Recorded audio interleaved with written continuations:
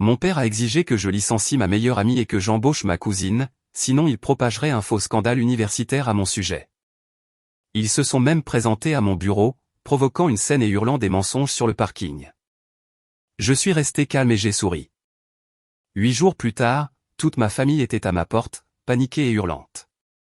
Je m'appelle Kelsey Warren. J'ai 28 ans et je possède un petit studio de sécurité architecturale dans l'Ohio. Le genre d'entreprise que les gens ne remarquent que lorsque quelque chose manque de tourner terriblement mal. Nous inspectons les vieux bâtiments avant leur restauration, en particulier les centres communautaires, les écoles historiques et les projets de logements sociaux que les plus grandes firmes ignorent parce que les marges de profit sont trop faibles. Ce matin-là, j'étais dans la salle de conférence avec un dossier d'inspection finale à la main quand mon téléphone s'est allumé avec un message de mon père. Licencie ta meilleure amie aujourd'hui et embauche ta cousine à la place, où tout le monde saura ce qui s'est vraiment passé à l'université. Je l'ai lu 2 fois, non pas parce que je ne comprenais pas, mais parce que mon corps refusait de croire qu'il avait finalement mis la menace par écrit. 2 minutes plus tard, un autre message est arrivé. La famille passe avant les employés. Ne me fais pas honte. J'ai regardé à travers le mur de verre de mon bureau et j'ai vu ma meilleure amie rire avec l'un de nos stagiaires, ignorant complètement que mon propre père voulait la voir partir avant le déjeuner. Puis l'interphone de la réception a hurlé. Une portière de voiture a claqué dehors. Quelqu'un a commencé à crier mon nom depuis le parking comme si je lui devais de l'argent. J'ai regardé ma cousine sortir en talons et blazer rouge, tenant un dossier comme si elle avait déjà été embauchée, tandis que son mari filmait toute la scène avec son téléphone. Mon père ne m'avait pas seulement menacé. Il avait envoyé un public. Et quand ils ont commencé à crier à propos d'un faux scandale universitaire devant mon personnel, j'ai souri parce que pour la première fois de ma vie, je savais quelque chose qu'ils ignoraient. Avant que je vous dise ce qu'ils ont crié sur ce parking et ce qui s'est passé 8 jours plus tard quand toute ma famille s'est présentée à ma porte, paniquée et suppliante, dites-moi quelle heure il est pour vous en ce moment et d'où vous regardez. Je veux savoir jusqu'où cette histoire voyage. Le nom de ma cousine était Madison Reed. Bien que pendant notre enfance, tout le monde l'appelait Maddie, comme si cela adoucissait ce qu'elle était. Elle avait 31 ans, polie de la manière dont les gens sont polis lorsqu'ils passent plus de temps à pratiquer la confiance en soi qu'à la mériter. Et elle avait passé les 5 dernières années à rebondir entre des emplois de consultante qui prenaient fin au moment où quelqu'un lui demandait des résultats. Son mari, Trevor Reed, avait la personnalité d'une contravention et l'habitude de filmer les gens sous leurs pires angles. La femme que mon père voulait que je licencie était Nora Bennett, ma meilleure amie depuis la 2e année d'université et la directrice des opérations de mon studio. Nora était la raison pour laquelle mon entreprise a survécu à son premier hiver. Elle s'occupait des permis, de la paie, des communications avec la ville, des appels d'urgence des clients et de chaque petit désastre qui n'atteignait jamais mon bureau parce qu'elle le tuait dans l'œuf. Elle n'était pas seulement une employée. Elle était la colonne vertébrale de l'endroit. Mon père le savait, c'est pourquoi il l'avait choisie. Il ne voulait pas que Madison ait un emploi. Il voulait que je prouve que je pouvais encore être contrôlé. Quand Madison a fait irruption par la porte d'entrée, elle n'a pas demandé à parler en privé. Elle a élevé la voix et a dit, « Kelsey, je suis ici pour le poste de directrice. Ton père a dit que le bureau de Nora devait être vidé avant midi. » La pièce est devenue silencieuse. Nora a levé les yeux de son ordinateur portable, confuse au début, puis immobile comme le deviennent les gens lorsque l'humiliation arrive. Avant toute explication, je suis sorti de mon bureau et j'ai dit, « Madison, tu n'es pas employé ici. Tu dois partir. » Trevor a levé son téléphone plus haut. « C'est intéressant, » a-t-il dit. « Parce que ton père a dit que tu nierais tout jusqu'à ce que les gens entendent parler de ta petite affaire de fraude académique. » Un jeune designer a laissé tomber un rouleau de plans. J'ai senti tous les yeux du bureau se tourner vers moi. Madison a ouvert le dossier et a sorti une page imprimée, l'agitant comme une preuve. « Nous essayons de t'aider, » a-t-elle dit doucement. « Tu ne veux pas que les clients découvrent que tu as bâti ta carrière sur un mensonge, n'est-ce pas? » C'était la première fois que je voyais la page. Elle avait le logo de mon ancienne université en haut, mon nom en gras, et une ligne affirmant que j'avais fait l'objet d'une enquête pour falsification de données de laboratoire pendant mon dernier semestre. Cela avait l'air assez officiel pour effrayer quelqu'un qui n'était pas au courant, mais j'étais au courant. Je n'avais jamais suivi ce cours de laboratoire. Je n'avais même jamais été dans ce département. Mais c'était ainsi que ma famille fonctionnait. Ils n'avaient pas besoin de la vérité. Il n'avait besoin que de la panique. Nora s'est levée lentement et a dit, « Kelsey, veux-tu que j'appelle la sécurité de l'immeuble ?» Madison a ri. « Oh, elle ne fera pas ça. Elle sait ce qui se passera si elle rend les choses difficiles. » La voix de mon père a résonné dans ma tête des années plus tôt.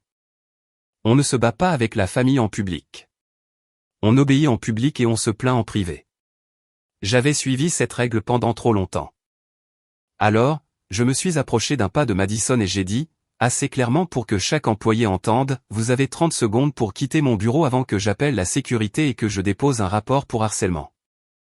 Trevor a souri comme s'il avait attendu cette réplique. Parfait. Répète-le pour la caméra. J'ai regardé droit dans son téléphone et j'ai souri. S'il vous plaît, assurez-vous de bien orthographier le nom de mon entreprise lorsque vous publierez ceci. Nous tenons d'excellents dossiers. Son sourire a vacillé. La confiance de Madison s'est effritée pendant une demi-seconde. Mais ensuite, elle s'est penchée vers moi et a murmuré, « Ton père a dit que tu ferais la courageuse. Il a aussi dit que tu craquerais d'ici vendredi. » Elle a jeté le faux document sur le bureau de Nora, s'est retournée et est repartie en traversant le hall. Parlant toujours fort de fraude et de trahison familiale. Trevor l'a suivi, filmant le panneau du hall, le personnel, même le mur des clients. Au moment où la porte s'est refermée, le bureau semblait avoir été privé d'oxygène. Nora a ramassé le papier, l'a étudié et m'a regardé avec un calme qui faisait plus mal que la panique ne l'aurait fait. « Est-ce que quelque chose de tout cela est réel ?» a-t-elle demandé. Cette question a frappé plus fort que les cris de Madison. Non pas parce que Nora doutait de moi, mais parce que ma famille avait réussi à la traîner dans la boue que j'avais passé des années à tenir loin d'elle. J'ai pris le papier de sa main et j'ai dit, non, mais il y a une vraie histoire derrière la raison pour laquelle il pense que cela fonctionnera. Et pour la première fois ce jour-là, j'ai réalisé que je ne protégeais pas seulement mon entreprise. Je protégeais la seule amitié que ma famille n'avait jamais pu acheter, intimider ou empoisonner. J'ai emmené Nora dans la salle des archives parce que c'était le seul endroit sans mur de verre et je lui ai raconté la partie dont j'avais honte depuis des années. À l'université, je n'avais pas triché. Je n'avais pas falsifié de données. Je n'avais pas obtenu mon diplôme par le mensonge. Ce que j'avais fait, c'était de refuser d'aider Madison à couvrir sa propre inconduite académique lors de notre dernier semestre. À l'époque, Madison échouait à un cours obligatoire de sciences des matériaux dont elle avait besoin pour un certificat de design qu'elle n'a jamais terminé. Elle a copié des sections d'un projet de fin d'études d'une archive en ligne et m'a demandé de le rendre moins flagrant. Quand j'ai refusé, elle a pleuré auprès de mon père. Et mon père m'a dit que j'étais égoïste d'embarrasser la famille. Une semaine plus tard, quelqu'un a envoyé une plainte anonyme à l'école, affirmant que j'avais falsifié des notes de recherche. La plainte s'est effondrée parce que les dates étaient impossibles et le cours mentionné n'était même pas sur mon relevé de notes. Mais mon père a gardé une capture d'écran de l'avis d'enquête. Pendant des années, il l'a transformée en une laisse. Il disait, les gens ne lisent pas les détails, Kelsey. Ils lisent les gros titres. Et il avait raison sur une chose.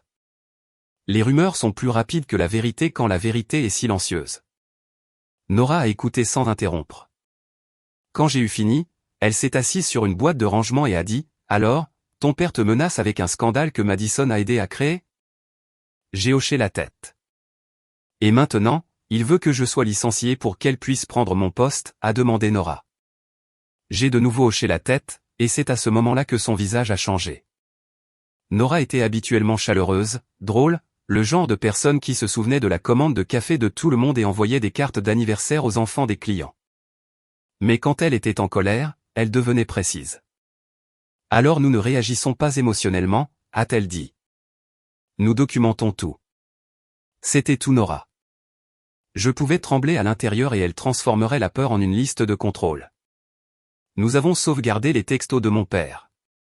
Nous avons scanné la fausse page universitaire que Madison avait laissée. Nous avons extrait les images de la caméra du hall. Nous avons noté les heures exactes. Puis Nora a posé la question que j'évitais. Au début, je pensais que c'était évident. Mon père voulait que Madison soit employée, mais Nora a secoué la tête. Non. Pourquoi aujourd'hui spécifiquement? Pourquoi pas le mois dernier? Pourquoi pas la semaine prochaine? Cette question a ouvert une porte dont j'ignorais l'existence. Cet après-midi-là, notre studio devait soumettre la certification de sécurité finale pour le projet H4 House, un bâtiment en briques restauré en cours de conversion en un centre d'art et de tutorat pour jeunes. C'était notre plus gros contrat, et plus important encore, le conseil municipal avait attaché un financement de subvention à notre rapport. Si le rapport était accepté, l'organisation à but non lucratif obtiendrait des millions de soutien à la rénovation. S'il échouait, le projet serait suspendu pour une autre année.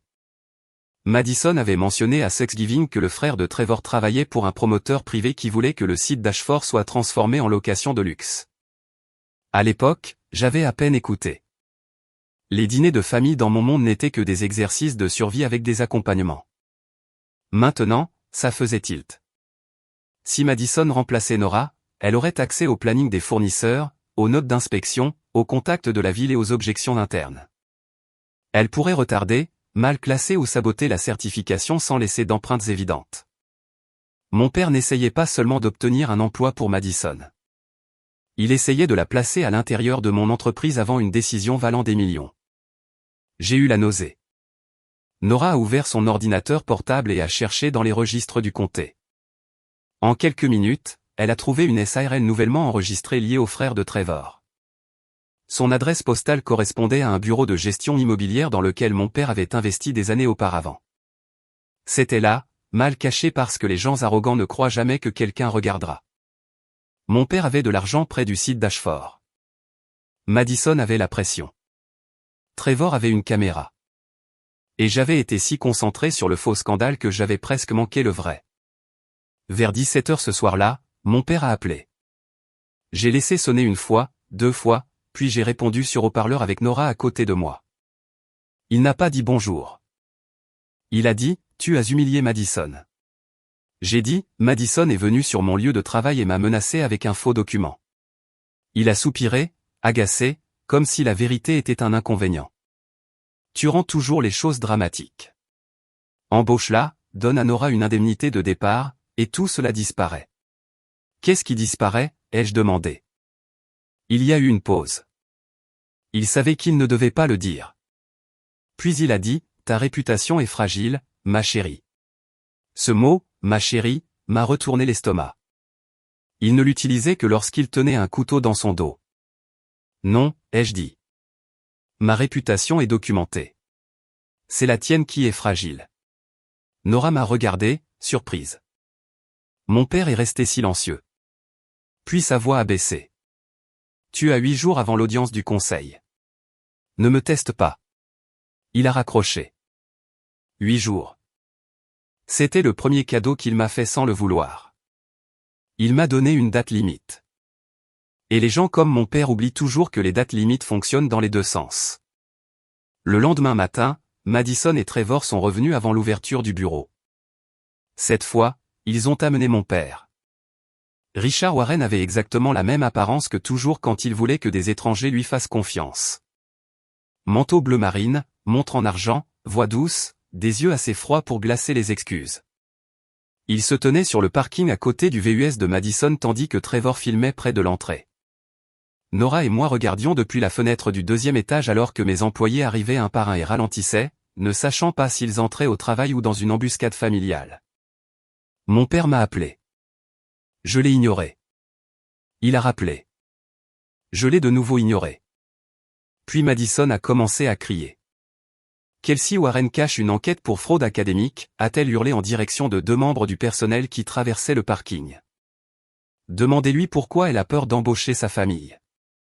Trevor a balayé la caméra de manière dramatique comme s'il couvrait une nouvelle de dernière minute. Mon père n'a pas crié. Ce n'était jamais son style. Il se tenait simplement là, laissant Madison paraître instable tandis qu'il avait l'air concerné. De cette façon, si la police venait, il pourrait dire qu'il essayait seulement de calmer tout le monde. Je connaissais ses méthodes parce que j'avais grandi avec elle. Il créait l'incendie, puis arrivait avec de l'eau et exigeait de la gratitude. Nora a dit, « Veux-tu que je m'en occupe ?» J'ai dit, « Non, ils sont venus pour moi. » Je suis descendu lentement, non pas parce que je me sentais courageuse, mais parce que me précipiter me ferait paraître acculée. Quand j'ai ouvert la porte d'entrée, l'air froid du matin m'a frappé le visage, tout comme la voix de Madison. La voilà. Demandez-lui pourquoi elle licencie des gens loyaux pour couvrir ses mensonges. La phrase n'avait même pas de sens, mais les mensonges n'ont pas besoin de structure quand ils sont assez forts.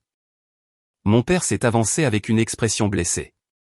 Kelsey, s'il te plaît, ne faisons pas ça devant ton personnel. J'ai failli rire. C'est vous qui les avez amenés ici. Je suis venu parce que tu as refusé de communiquer comme une adulte, a-t-il dit. Non, ai-je répondu. Tu es venu parce que j'ai refusé d'être victime de chantage. Quelques employés s'étaient arrêtés près de la porte. Un livreur se tenait près de sa camionnette en faisant semblant de ne pas écouter. Le téléphone de Trevor était à quelques centimètres de mon visage. Répète ça, a-t-il dit. Chantage par qui? J'ai regardé au-delà du téléphone et droit vers mon père. Par l'homme qui m'a envoyé un texto disant que si je ne licenciais pas ma directrice des opérations et n'embauchais pas Madison, il répandrait un faux scandale universitaire. La mâchoire de mon père s'est crispée. Pas assez pour que des étrangers le remarquent, mais assez pour moi. Tu es confuse, a-t-il dit doucement. Tu as toujours eu du mal à gérer la pression. C'était ça, le pivot. D'abord il m'a menacé, ensuite il a remis en question ma stabilité. Madison a croisé les bras. C'est pour ça qu'elle a besoin de la famille dans l'entreprise. Elle perd le contrôle. Nora a ouvert la porte d'entrée derrière moi et est sortie en tenant un dossier. En fait, a-t-elle dit, cette entreprise a une politique contre le harcèlement, une politique pour les visiteurs, un système de caméras sur le parking et un conseiller juridique. Alors, choisissons tous nos prochains mots avec soin. Madison a levé les yeux au ciel. Oh, regarde. La meilleure amie se prend pour une avocate. Nora a souri. Non, je pense que je suis employé. Cette réplique a failli briser mon sang-froid. Trevor a tourné le téléphone vers Nora. Tu réalises qu'elle te remplace, n'est-ce pas? Nora a regardé directement la caméra. Bonne chance à Madison, la femme qui tient un faux document universitaire avec le mauvais nom de département dessus. Le visage de Madison est devenu rouge. Mon père a levé la main. Assez, Kelsey. Tu regretteras d'avoir rendu cela conflictuel. Vous l'avez rendu conflictuel en venant à mon bureau, ai-je dit. Maintenant, partez. Il s'est approché et a baissé la voix pour que seul moi puisse entendre. 8 jours, Kelsey. Après cette audience, personne ne répondra plus à tes appels. Pendant des années, ce ton m'aurait fait m'excuser même quand je n'avais rien fait de mal. Ce matin-là, il a eu un autre effet. Il a confirmé qu'il avait peur.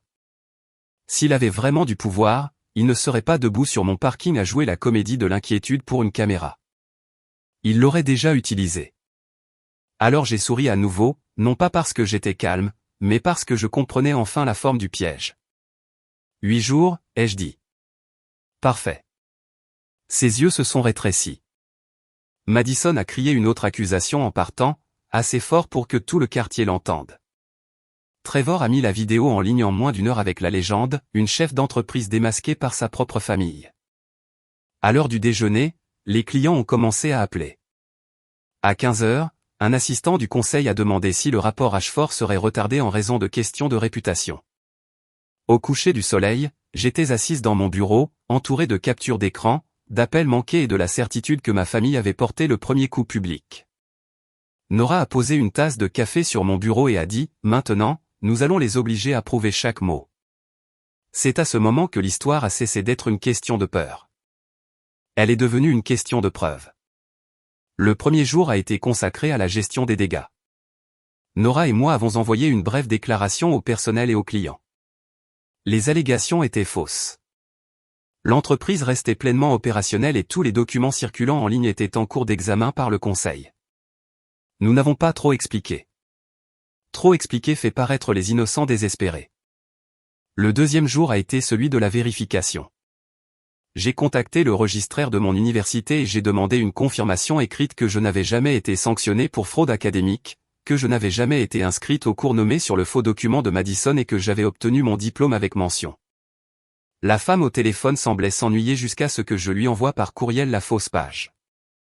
Puis elle a dit très soigneusement, ce n'est pas notre format. Le troisième jour a été celui de la découverte. Nora a extrait les journaux d'accès numérique de notre disque partagé et a trouvé 3 tentatives de connexion bloquées depuis une adresse IP inconnue la nuit précédant la performance de Madison sur le parking. Le nom d'utilisateur tenté était celui de Nora. Quelqu'un avait essayé d'accéder à nos fichiers de l'Ashford House avant d'exiger que Nora soit licenciée. Le 4e jour a été celui de la trahison avec une trace écrite. Une ancienne camarade de classe de Madison m'a contacté après avoir vu la vidéo de Trevor. Son nom était Emily Harper et elle a écrit « Je ne sais pas si tu te souviens de moi, mais Madison se vantait que ton père pouvait faire disparaître les problèmes. J'ai encore des courriels de notre dernière année. » Je me suis souvenu d'Emily. Silencieuse, brillante, allergique au drame. Elle m'a transféré une chaîne de courriels de l'université montrant Madison demandant de l'aide pour nettoyer des sections de recherche copiées, puis se plaignant que je refusais de coopérer. Un courriel incluait la phrase « Kelsey pense que les règles comptent plus que la famille ». J'ai fixé cette ligne pendant longtemps. C'était la première version de la même accusation qu'ils utilisaient maintenant. Le 5e jour, mon père a réalisé que le silence n'était pas la soumission. Il a envoyé des fleurs à mon bureau, des lys blancs, des fleurs de deuil en gros, bien que je doute qu'il ait vu l'ironie. La carte disait « Nous pouvons encore arranger ça en privé ». Je l'ai photographié, j'ai gardé l'enveloppe et j'ai jeté les fleurs dans la benne à ordures derrière le bâtiment. Le 6e jour, Madison a été négligente. Elle a envoyé un courriel à 2 membres du conseil municipal depuis une adresse se faisant passer pour une ancienne administratrice universitaire préoccupée. Le courriel affirmait que mon travail de certification devait être suspendu car mon historique de falsification de documents me rendait peu fiable. Malheureusement pour elle, la pièce jointe qu'elle a utilisée contenait encore les métadonnées de l'ordinateur portable de Trevor. Encore plus malheureusement, le profil utilisateur de l'ordinateur portable de Trevor contenait son nom complet. Nora a trouvé cela en moins de 5 minutes et a ri pour la première fois de la semaine. Le 7e jour, j'ai failli craquer. Pas publiquement, pas de manière dramatique. Je me suis simplement assise dans ma voiture après le travail, les 2 mains sur le volant, et j'ai réalisé que j'étais épuisé de me défendre contre des gens qui m'avaient élevé pour que je me sente coupable de respirer de manière indépendante. C'est la partie que les histoires de vengeance montrent rarement.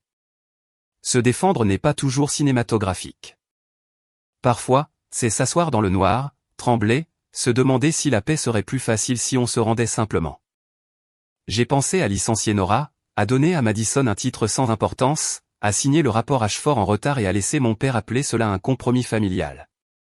La pensée a duré peut-être 10 secondes, mais cela m'a effrayé qu'elle existe.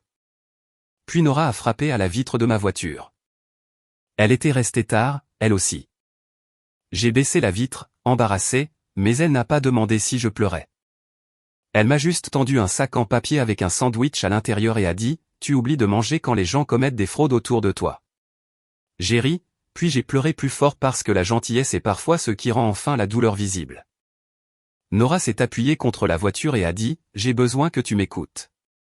Même si tu perdais tous tes clients demain, je préférerais tout reconstruire avec toi plutôt que de travailler 1 heure sous les ordres de Madison. » Cette phrase m'a redonné de l'air.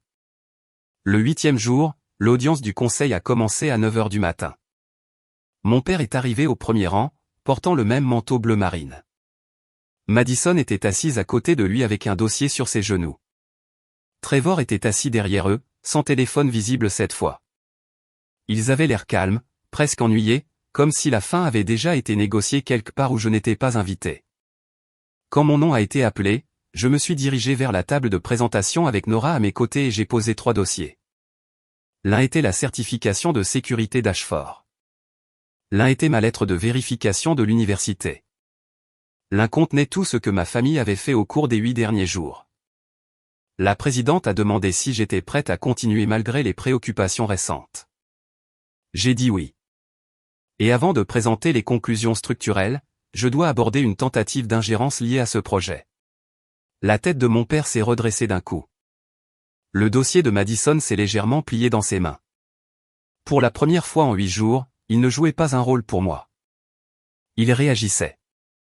Et cela a fait toute la différence. Je n'ai pas commencé par l'émotion.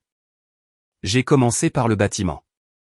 J'ai expliqué la fondation de l'Ashford House, les dégâts d'humidité du muret, le plan de correction de l'escalier de secours est la raison pour laquelle la structure pouvait être restaurée en toute sécurité si l'organisation à but non lucratif suivait le calendrier de renforcement révisé. J'ai regardé les membres du conseil prendre des notes, poser des questions et s'installer dans le rythme familier de professionnels discutant de faits. C'était important. Je voulais que tout le monde dans la salle se souvienne à quoi ressemblait la compétence avant de leur montrer à quoi ressemblait la manipulation. Quand la partie technique s'est terminée, la présidente m'a remercié et a demandé s'il y avait des conflits d'intérêts à divulguer. J'ai dit « oui ». Mon père a fermé les yeux. Madison a murmuré quelque chose de sec à Trevor. J'ai ouvert le deuxième dossier et j'ai dit « au cours des 8 derniers jours, des membres de ma famille ont tenté de forcer un changement de personnel au sein de mon entreprise en menaçant de propager un scandale académique fabriqué à mon sujet. Ce changement de personnel aurait placé Madison Reed, ma cousine, au contrôle opérationnel des dossiers liés à ce projet. » L'ambiance dans la salle a changé. Les audiences du conseil sont généralement ennuyeuses. La mienne venait de montrer les dents. Madison s'est à moitié levée. « C'est un problème familial personnel », a-t-elle lancé. La présidente a dit « Asseyez-vous, mademoiselle Reed ». Madison s'est assise. J'ai continué, le document qui circule en ligne est un faux. Mon université a confirmé par écrit que je n'ai jamais été sanctionné pour inconduite académique. Jamais fait l'objet d'une enquête pour l'accusation décrite et jamais été inscrite dans le département mentionné sur le document. J'ai distribué des copies. Puis Nora a présenté les journaux d'accès montrant une tentative d'entrée dans nos fichiers de projet en utilisant son compte. Elle l'a expliqué clairement, sans drame, ce qui l'a rendu en quelque sorte plus dévastateur. Puis sont venues les métadonnées du courriel. Trevor a pâli avant même que son nom soit prononcé. Un avocat du conseil a demandé à voir le fichier original. Nora l'a fourni sur une clé USB. La salle est devenue silencieuse pendant que l'avocat l'examinait. Le silence peut être plus assourdissant que les cris lorsque des coupables attendent que la technologie les trahisse. Mon père a finalement parlé. « C'est un vilain malentendu », a-t-il dit. Ma fille a toujours été sensible. Je l'ai regardé, puis je l'ai vraiment regardé, et j'ai réalisé qu'il n'avait que 3 outils, la menace, le charme et la pitié. Aucun ne fonctionnait sous des lumières fluorescentes avec des preuves imprimées. La présidente a demandé, « Monsieur Warren, avez-vous un intérêt financier dans une entité liée aux propositions de réaménagement de la propriété d'Ashford ?» La bouche de mon père s'est ouverte, puis s'est refermée. Il était trop expérimenté pour mentir rapidement, mais trop acculé pour répondre honnêtement. L'avocat a glissé un autre document sur la table. Nora avait trouvé la connexion avec la SARL, mais le conseil avait apparemment trouvé plus. Il y avait des courriels entre un consultant en développement et le frère de Trevor discutant du doute public autour du leadership actuel de la certification comme une raison possible de suspendre la subvention de l'organisation à but non lucratif. Madison a murmuré, « Oh mon Dieu !» Et c'était la première chose honnête qu'elle ait dite de toute la semaine. L'audience a été suspendue pour un examen à huis clos. Mon père a essayé de m'approcher dans le couloir, mais Nora s'est interposée. Il a eu l'air offensé, comme si les limites étaient une insulte inventée ce matin-là. « Kelsey », a-t-il dit doucement. « Tu ne comprends pas ce que tu fais à cette famille. » J'ai dit, « Non, je comprends ce que cette famille m'a fait. » Madison a commencé à pleurer, non pas par remords, mais par calcul. « J'avais juste besoin d'une chance », a-t-elle dit. « Tu as eu une chance », ai-je répondu. « Tu l'as utilisée pour forger un scandale et saboter un centre pour jeunes. » Trevor a marmonné que personne ne pouvait prouver qu'il avait créé le document. Nora a souri et a dit, « Trevor, le nom de ton ordinateur portable est dans le fichier. » Il a cessé de parler. À la fin de la journée, le conseil a approuvé le projet Ashford avec une surveillance supplémentaire, a retiré l'objection liée au promoteur et a renvoyé les preuves d'ingérence pour examen juridique. Le directeur de l'organisation à but non lucratif m'a serré dans ses bras dans le couloir et a dit, « Je suis désolé qu'ils aient essayé d'enterrer le projet à travers vous. » Cette phrase m'est restée, car c'est exactement ce que mon père avait essayé de faire. Il m'avait utilisé comme le terrain où sa cupidité pouvait se cacher. Mais le véritable retour de flamme est venu plus tard.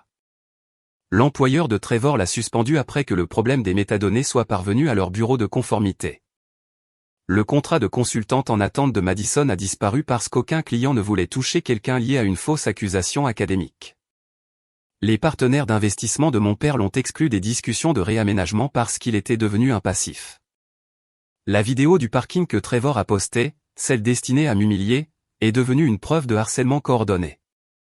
Les gens ont commencé à partager des extraits de moi leur demandant calmement de partir, puis à les comparer aux archives du conseil. Internet a fait ce qu'il fait souvent mal. Mais cette fois, il a fait une chose bien. Il a remarqué la chronologie. Et une fois que les gens ont vu la chronologie, ma famille ne pouvait plus vendre la confusion. 3 jours après l'audience, mon père a envoyé un seul texto. Nous devons parler en famille. Je n'ai pas répondu. 4 jours après l'audience, Madison a appelé Nora et a offert des excuses qui incluaient d'une manière ou d'une autre la phrase « Tu dois comprendre ma position ». Nora a raccroché. La 8e nuit après la scène du parking, alors que je verrouillais la porte de mon appartement, quelqu'un a frappé assez fort pour faire trembler le cadre. J'ai regardé par le Judas. Mon père, Madison, Trevor, ma tante et 2 autres parents étaient entassés dans le couloir, parlant tous en même temps, paniqués et en sueur. Madison pleurait. Trevor avait l'air terrifié. Mon père avait l'air vieux. Quand j'ai ouvert la porte avec la chaîne de sécurité toujours en place, ils ont tous commencé à crier en même temps. Tu dois appeler le conseil. Tu dois dire que c'était un malentendu. Trevor pourrait tout perdre. Madison est sur une liste noire. Les comptes de ton père sont en cours d'examen. Mon père a levé les 2 mains et a dit, Kelsey, s'il te plaît. C'est allé trop loin. Je l'ai regardé à travers l'entrebâillement de la porte et j'ai senti quelque chose en moi devenir complètement immobile. Pendant des années, il m'avait appris que les urgences familiales étaient des ordres. S'ils avaient peur, je devais arranger les choses. S'ils avaient honte, je devais l'absorber. S'ils étaient exposés, je devais les couvrir. Mais cette nuit-là, avec eux tous à ma porte, paniqués parce que leur propre plan s'était retourné contre eux, j'ai enfin compris la différence entre la cruauté et la conséquence. J'ai dit, non, c'est allé exactement assez loin. Madison a sangloté qu'elle ne pouvait pas se permettre une bataille juridique. Trevor a dit que je ruinais leur avenir. Ma tante m'a traité de sans-cœur. Mon père s'est penché et a murmuré, après tout ce que j'ai fait pour toi. Cela a failli m'atteindre, non pas parce que c'était vrai, mais parce que c'était familier. Puis je me suis souvenu de chaque texto, de chaque menace, de chaque fois qu'il a utilisé le mot famille comme une porte verrouillée. J'ai dit, tu n'as pas fait ça pour moi. Tu me l'as fait à moi. Maintenant, vous pouvez l'expliquer sans moi. J'ai fermé la porte. Ils ont continué à frapper pendant 10 minutes. J'ai appelé la sécurité de l'immeuble. Cette fois, je n'ai pas tremblé en le faisant. Les semaines qui ont suivi n'ont pas été magiquement paisibles. C'est un autre mensonge que les gens racontent sur le fait de tenir tête à une famille toxique. Comme si une seule phrase courageuse transformait votre vie en un rayon de soleil. Ce n'est pas le cas. Mon père a laissé des messages vocaux. Madison a envoyé de longs messages qui commençaient par des excuses et se terminaient par des reproches. Des parents dont je n'avais pas entendu parler depuis des années avaient soudainement des opinions sur le pardon, la loyauté et le fait qu'aucune famille n'est parfaite. J'ai appris que certaines personnes ne vous contactent que lorsque la personne qui vous a blessé a besoin d'aide pour échapper aux conséquences. Mais j'ai aussi appris quelque chose de mieux. Le projet H4 House a progressé. Le centre d'art pour jeunes a ouvert sa première salle de tutorat 3 mois plus tard, et Nora m'a forcé à assister à l'inauguration, même si je déteste être photographié. Une petite fille a demandé si le bâtiment était hanté parce qu'il était si vieux. Je lui ai dit, peut-être, mais nous l'avons rendu sûr. Plus tard, j'ai réalisé que c'était ce que j'avais fait avec ma vie aussi. Je n'avais pas effacé les fantômes. J'avais cessé de les laisser diriger la structure. Mon entreprise a perdu 2 clients pendant le scandale, mais nous en avons gagné 5 autres après que les archives du conseil soient devenues publiques. Les gens n'ont pas toujours besoin que vous soyez parfait. Parfois, ils ont besoin de voir que vous pouvez rester debout dans une tempête sans devenir malhonnête. Nora est restée, bien sûr. Je lui ai donné une augmentation, un nouveau titre et des parts dans le studio, car la loyauté ne devrait jamais être payée uniquement par de la gratitude. Elle devrait être protégée par des actions. Quant à mon père, il ne m'a jamais présenté de véritables excuses. Il a envoyé un courriel qui disait « Je regrette la tournure des événements. C'est ce que les gens écrivent quand ils sont désolés de s'être fait prendre par une chronologie. Je n'ai pas répondu. Madison a finalement déménagé dans un autre état. Trevor a supprimé la plupart de ses comptes publics après que sa propre vidéo n'ait cessé d'être utilisée contre lui. Les parents qui m'ont traité de sans-cœur se sont tus une fois qu'ils ont réalisé que je n'étais plus disponible comme l'équipe de nettoyage familial. Et moi, j'ai arrêté de confondre le silence avec la paix. La paix, ce n'est pas prétendre que rien ne s'est passé. La paix, c'est être capable de dire la vérité sans demander la permission aux personnes qui ont bénéficié de votre peur. S'il y a une leçon que je veux que vous reteniez de mon histoire, c'est celle-ci. Quiconque utilise votre passé, votre réputation ou votre amour pour la famille comme une arme ne vous protège pas. Il vous entraîne à le protéger. La vraie famille n'exige pas que vous détruisiez votre meilleur ami pour prouver votre loyauté. Le véritable amour n'exige pas que vous embauchiez des personnes non qualifiées, que vous cachiez les malhonnêtes ou que vous sacrifiez votre avenir pour que quelqu'un d'autre puisse en profiter.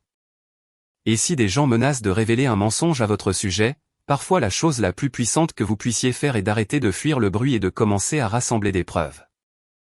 Ne perdez pas toute votre vie à essayer de paraître innocent aux yeux de personnes déterminées à mal vous comprendre. Construisez votre dossier. Gardez vos reçus. Dites la vérité clairement. Puis laissez les conséquences faire ce que vos arguments n'ont jamais pu faire.